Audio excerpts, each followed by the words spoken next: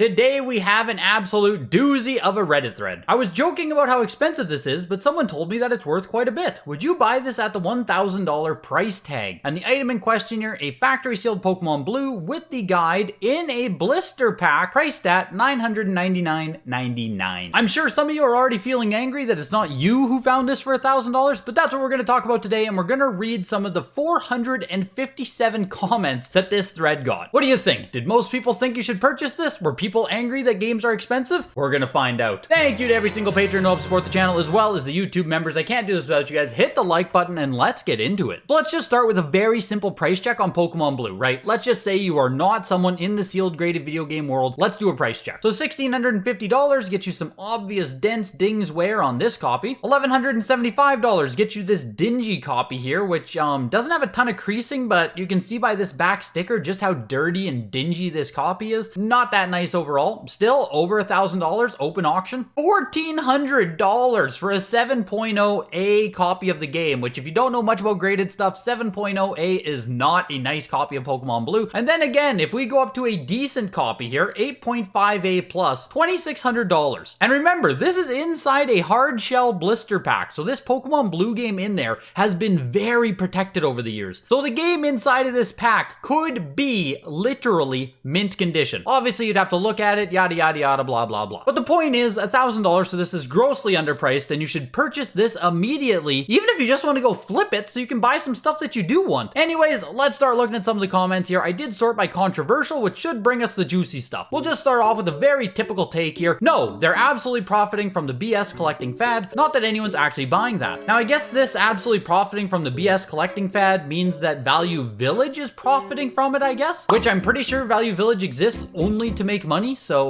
yeah, they're gonna profit off of this sale. That is true. Then we jump immediately to a comment that was removed by moderator. And if you're getting a moderator on r/game collecting to get your comment removed, you must have posted some vile shit. Sorry, but I'm gonna call people dropping 500 on Pokemon White morons. Stop kissing up to scalpers and the prices won't be so high. So it must have had something to do with the Pokemon White game, I guess. And I guess selling Pokemon White for 500, a game that is 12 years old now. So if you sell a factory sealed copy of Pokemon White for anything above retail price in the year 2023, you're a scalper. How are you gonna call people morons for spending their own money? Because it's a dumb thing to spend that much money on. There's no scarcity to Pokemon games. Even if you're investing in them, it's a dumb investment. The inflated prices are purely artificial and come from people stupidly spending the asking prices. People spending their money on games with absurd market prices make it harder for everyone to collect. The more people that continue to buy at artificially inflated prices, the more artificially inflated prices you'll see. So spending wisely and not getting ripped off makes game collecting better and more reasonable for everyone. So I think I can quickly summarize their statement by, you want stuff and I want stuff, but you're willing to pay more money for that stuff than I am, so you should stop paying money for that stuff so that maybe I can pay less money for it. That's basically what I'm reading, I believe. Everything's artificial, prices are artificial, Pokemon games aren't rare, which isn't an argument at this point. All of us know Pokemon games aren't rare. Surely at this point in collecting in 2023, we can all kind of agree that demand is more important than inherent rarity. Demand is gonna hold up these prices more than just owning some rare game that no one cares about. Sure, it's nice when a game has both rarity and demand behind it. That is when you see some extremely expensive prices. But demand on its own can shoot something like Wii Sports up to like a $40, $50 game during the pandemic. Demand can change everything much more than rarity can. Another person chimes in here. It's not just their money that's involved. If I wanted to buy a game I want, well, I can't now because idiots like yourself justify paying and overcharging. 5 years ago, this hobby was relatively cheap and fun. Now it's a bunch of dumb shits pulling numbers out of their assholes. Again, I guess someone that's mad that they want stuff and other people want stuff, but other people are simply more willing to pay these prices than this person. Because remember, folks, if you're ever looking at a market, the only correct price is the price that you perceive something should cost. There's no such things as supply, demand, market equilibriums, fundamentals, none of that stuff. If you perceive a price too high, then everyone else paying that price is a fucking idiot. Maybe you should have bought it 5 years ago then. What a dumb fucking take by a dumb fucking virgin. Jesus. It's always a good time collecting video games on the internet. Of course, the conversation doesn't end there. This is still just a single thread that we're bouncing off of. Why are you worried about someone else's pockets? That's not what I'm worried about. This whole thing of turning these old games into a fucking investment scheme is ridiculous. Obviously, thinking about the whole WATA controversy, I would assume, this is a hobby that some have had for 30 plus years, so don't pretend like these prices are normal because we know that they aren't. Clearly, because I assume this person's saying they've been collecting for 30 plus years, they are more entitled to the prices that they see fair for the games than what anyone else is willing to pay. Another person chimes in here, just find on internet and play. Don't have to have physical to enjoy the game, which please remember that, folks. You don't have to own the physical cartridges in almost every instance in order to enjoy these games. If you want to collect physical games, if you feel the need to purchase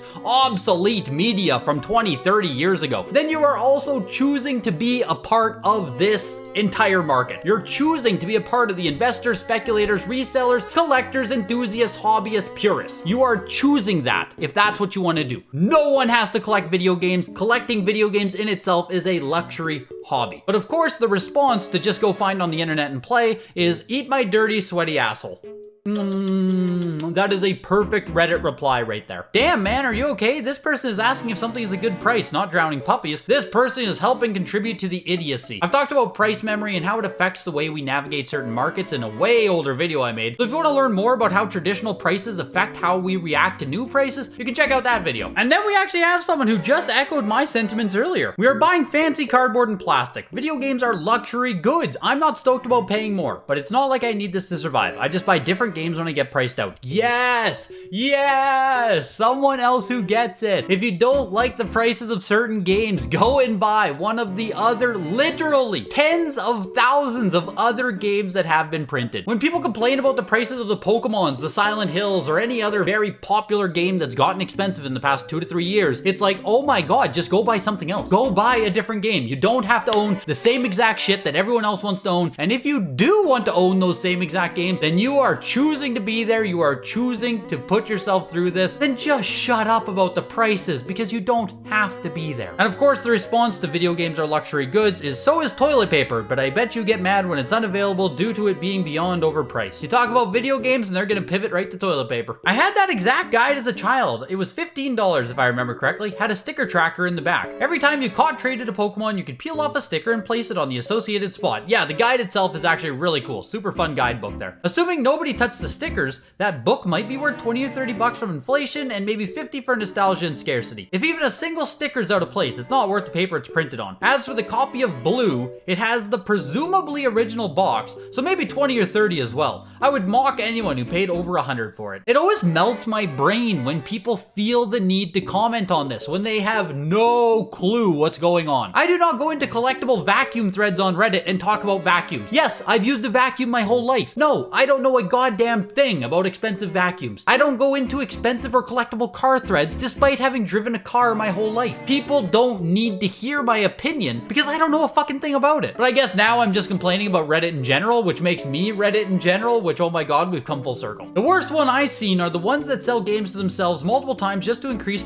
starting price, just to artificially make the price go up. Yes, you can do fake sales on eBay, you can do fake sales anywhere. That's why it's always a good thing to try and find multiple sales from multiple people and always look at the bid history as well. And then we see like the final evolution, the final form of this person who has so much to say so far. I had heard that it has something to do with money laundering too. And there you go, folks. In the end, high-priced video games always come back to money laundering. That explains a lot of the Reddit experience right there. Do I wish stuff was cheaper? Sure, I guess that'd be cool, right? I could simply buy more stuff, but it also doesn't really matter. I'll buy stuff that I can afford, I don't buy stuff I can't afford, and I continue to participate in the hobby. And that's it. I don't have to collect video games, you don't have to collect video games. We're here because we want to be here. And never forget that. Even if prices suck, scalpers suck, resellers suck, grading sucks, a whole lot of stuff sucks in this hobby, but we want to be here. So find the stuff that brings you happiness, collect the stuff that brings you joy, find the stuff that you can afford, and be happy to be here. Hit the like button before you guys go, and I'll see you guys in the next one. Goodbye.